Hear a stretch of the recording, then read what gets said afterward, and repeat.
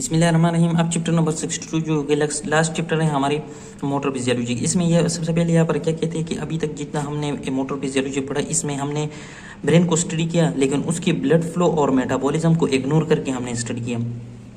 लेकिन क्या है कि अगर ब्लड फ्लो में और मेटाबॉलिज्म में किसी किस्म की प्रॉब्लम्स आ जाए फिर क्या हो जाता है, हमें ब्रेन की एबनॉर्मेलिटी फेस हो सकती है, इसी ब्रेन का डिस्फंक्शन हो सकता है। जिस तरह कि अगर हम 5 to 10 सेकंड के लिए हमारे ब्रेन से ब्लड फ्लो को रोक दिया जाए, फिर वहाँ पर ऑक्सीजन नहीं जाएगा, तो इस वजह से वहाँ की जो मेटाबॉलिज्म है वो ख़त्म हो जाएंगे और इस तरह बंदा अनकॉन्शियस हो जाएगा, बेहोश हो जाएगा। और सेम इसी तरह जो सेरेब्रोस्पाइनल फ्लूइड है, अगर उसके प्रेशर में वगैरह में कोई नॉर्मल से इंक्रीज डिक्रीज आ जाए, फिर भी वो क्या करते हैं, ब्रेन के फंक्शन को इफेक्ट कर सकते हैं। अब आ जाते हैं ब्रेन सेरेब्रल ब्लड फ्लो। इसको मैं जनरली डिस्कस करता हूँ, इन्होंने इस तरह मतलब मिक्स डिस्कस किया है। पहले क्या है, ये हार्ट के ये जो है ना ये सब क्लेवियन आर्टरी है और ये वही ट्रायंगल सी है। यहाँ से ये इंटरनल कॉमन कैरोटिड आर्टरी निकला, फिर यहाँ पर ये एक्सटर्नल कैरोटिड आर्टरी है, हमने आगे ड्रा नहीं किया। फिर ये इंटरनल कैरोटिड आर्टरी, ये इंटरनल कैरोटिड जाकर to the middle cranial fossa जाता है कैवर्नस साइनस की तरफ। यहाँ पर पोस्टीरियरली सबक्लेवियन आर्टरी से ये जो आर्टरी निकलती है इसको बोलते हैं वर्टिब्रल आर्टरी। वर्टिब्रल आर्टरी इस सबक्लेवियन आर्टरी से निकलकर फिर C6 सर्वाइकल वर्टिब्री की थ्रू ही इस तरह जाकर जाती है। कहाँ पर, मैं यहाँ पर ब्रेन के सब्सटेंस के थ्रू यहाँ पर ड्रा किया, ये एक वर्टिब्रल आर्टरी, ये दूसरा ये पोंटोमेडुलरी जंक्शन पर एक होकर बनाती है बेसिलर आर्टरी। बेसिलर आर्टरी जब ऊपर जाती है ब्रेन को, ये पोस्टीरियर इस तरह ब्रांच देती है जिसको बोलते हैं posterior cerebral artery, posterior cerebral artery. अब ये जो बेसिलर आर्टरी ये जाकर यहाँ पर ये एक पोस्टीरियर सेरेब्रल आर्टरी दे दी है, ये दूसरा पोस्टीरियर सेरेब्रल आर्टरी दे दिया, सही हो गया।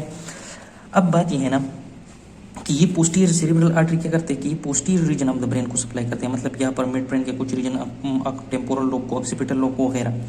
फिर ये जो इंटरनल कैरोटिड आर्टरी है ये एक ये ब्रांच देते हैं, यहाँ पर ये ब्रांच है, इसको कहते हैं एंटीरियर सेरेब्रल आर्टरी, और एक ये जो लेटरली आता है इसको बोलते हैं मिडल सेरेब्रल आर्टरी। अब ये जो एंटीरियर सेरेब्रल आर्टरी, इनके दरमियान एक ब्रांच होता है जिसको बोलते हैं एंटीरियर कम्युनिकेटिंग आर्टरी, और इंटरनल कैरोटिड आर्टरी से एक ब्रांच इस तरह निकलता है जो कि पीछे जाकर पोस्टीरियर सेरेब्रल आर्टरी से दोनों साइड पर कम्युनिकेशन करता है, इसको बोलते हैं पोस्टीरियर कम्युनिकेटिंग आर्टरी। अब क्या बन गया कि इनके दरमियान ये क्या बन गया, एक सर्कल बन गया, इसको बोलते हैं सर्कल ऑफ वेलस, सही हो गया। और ये सर्कल ऑफ वेलस इस बेस पर ही बनता है, सही है। दूसरी बात, ये जो इंटरनल कैरोटिड आर्टरी से ब्रांचेस निकलते हैं ये ऑलमोस्ट फ्रंटल लोब यानी कि एंटीरियर सेरेब्रल आर्टरी हम देखते हैं, और पेराइटल लोब ये जो मिडल सेरेब्रल आर्टरी है इस तरह ये रीजन सप्लाई करते हैं। मतलब एंटीरियर ऑफ द ब्रेन जो होते हैं ये इंटरनल कैरोटिड से इसकी सप्लाई जाती है, और पोस्टीरियर ऑफ द ब्रेन से through the posterior cerebral artery जो कि बेसिलर सिस्टम सप्लाई करता है। तो ये एंटीरियर सिस्टम बनाता है कौन, इंटरनल कैरोटिड आर्टरी, और पोस्टीरियर सिस्टम बनाता है वर्टिब्रल आर्टरी।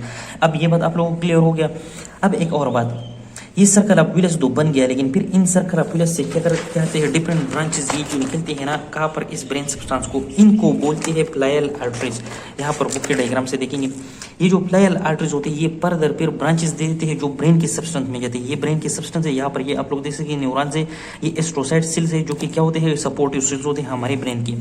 और ये जो आर्टरी आ गई है ना ये अब क्या है, ये इस प्लेयल आर्टरी की ब्रांच है फर्दर, और इसको बोलते हैं पेनेट्रेटिंग आर्टरीज। और फिर जब ये स्मॉल हो जाती है इसको बोलते हैं पेनेट्रेटिंग आर्टरीज, और ये इसकी स्मूथ मसल्स है, सही है। अब एक और बात, ये जो पेनेट्रेटिंग आर्टरी होती है ना ये इस ब्रेन सब्सटेंस से, कि ये पायामीटर है, ये वाला जो होता है सही है, ये पायामीटर है, और ये इनकी दरमियान अगर आप लोग देखें, इस आर्टरी और इसके दरमियान ये जो स्पेस बनता है, एक सेपरेशन बनता है, इसको बोलते हैं वर्च्यू रोबिन स्पेस, ये एक स्पेस होता है, सही है। अब एक और बात कि ये जो पेनेट्रेटिंग आर्टरियोल है ये फर्दर जाकर और ब्रांच होती है ब्रेन के सब्सटेंस में, उन्हें हम कहेंगे फिर इंट्रा सेरेब्रल आर्टरियोल्स। आगे ये और ब्रांच हो जाते हैं, बहुत छोटे छोटे ब्रांच बनाते हैं जिसको हम बोलते हैं सेरेब्रल कैपिलरीज। और फिर ये सेरेब्रल कैपिलरीज क्या करते हैं, एक्सचेंज ऑफ मटेरियल करते हैं कि ऑक्सीजन की, न्यूट्रन से, कार्बन डाइऑक्साइड के, मेटाबोलाइट्स वगैरह किसी है, ऑक्सीजन और न्यूट्रन ये रिलीज कर देगा ब्रेन सब्सटेंस को, कार्बन डाइऑक्साइड और एसिड या मेटाबॉलिक वेस्ट को ये लेगा और उसको बाहर ले जाएगा हमारे ब्रेन से। अब इसकी बात आ जाते हैं कि regulation of the blood flow to the brain.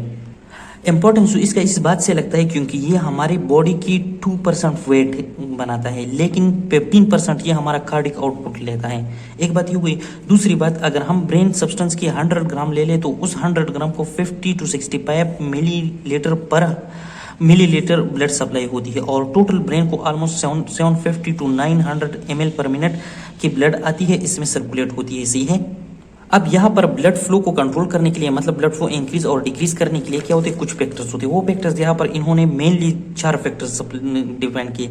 एक कार्बन डाइऑक्साइड कंसंट्रेशन को और हाइड्रोजन आइंस को, ये दोनों एक ही समझा जाता है क्योंकि एक जगह पर एक्सप्लेन किए। दूसरा ऑक्सीजन कंसंट्रेशन और तीसरा सब्सटेंसेस रिलीज फ्रॉम एस्ट्रोसाइट्स। ये जो एस्ट्रोसाइट्स होते हैं ये वाले सेल्स होते हैं, आप ये सपोर्टिव सेल्स होते हैं, इनका एक प्रोसेस होता है जो कि जाता है इन कैपिलरीज पर पड़ा रहता है या दूसरे एस्ट्रोसाइट से मिली होती है, जिसको बोलते हैं food process of the astrocytes.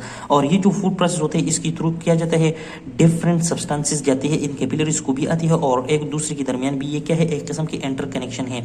तो इन्होंने क्या किया है, कवर किया है बाहर से किस चीज को, इन पेनिट्रेटिंग आर्टरीओल्स को। लेकिन एक बात याद रखना, ये नॉन न्यूरोनल सेल्स होते हैं, इसमें एक्शन पोटेंशियल वगैरह की बात नहीं होती जिस तरह हमारी न्यूरॉन्स में होती है।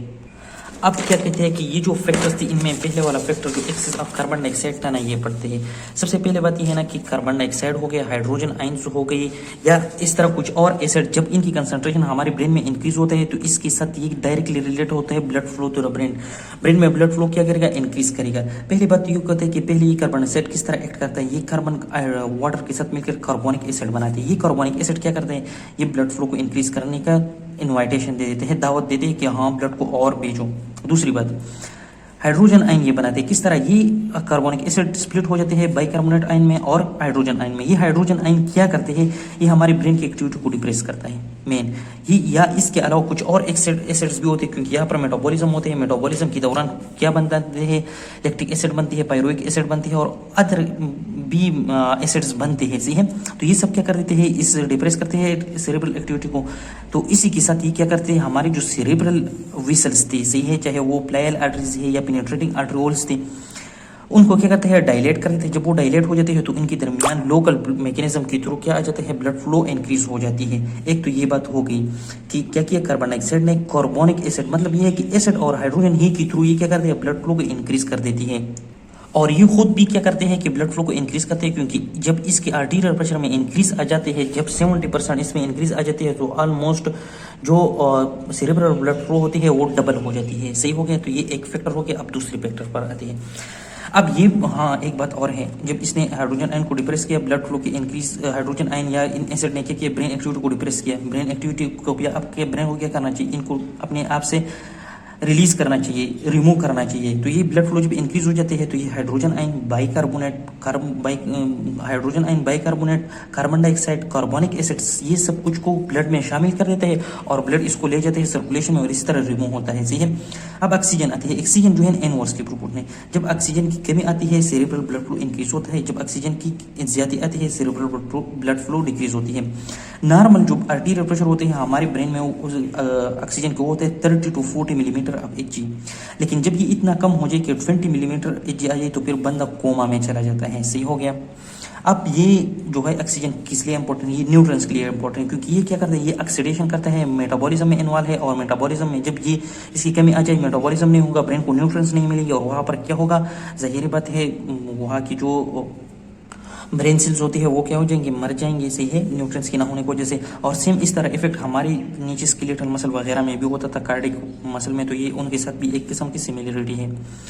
अब ये एक हो गया। तीसरा आता है एस्ट्रोसाइड सब्सटेंसेस। पहले बात ये कि ये एस्ट्रोसाइड्स जो है ये क्या थी, ये हमारे ब्रेन सेल की सपोर्टिव सेल्स है। हमारे ब्रेन की क्या है, ये सपोर्टिव सेल्स है। ये हमने बता दिया कि इसका फूड प्रोसेस होता है जो कि अगर इस आर्टरियोल से क्या है इस तरह चिपके रहती है। अब इसकी मैकेनिज्म में आप लोग को बता कि क्या होते हैं ना कि हमारी ब्रेन में ग्लूटामिनर्जिक ये न्यूरॉन्स है, ये क्या है ग्लूटामिनर्जिक न्यूरॉन्स होते हैं जो ग्लूटामेट को रिलीज करते हैं और इन एस्ट्रोसाइड को एक्साइट कर देते हैं कि इसके अंदर क्या हो जाता है कि कैल्शियम की कंसंट्रेशन इंक्रीज हो जाती है।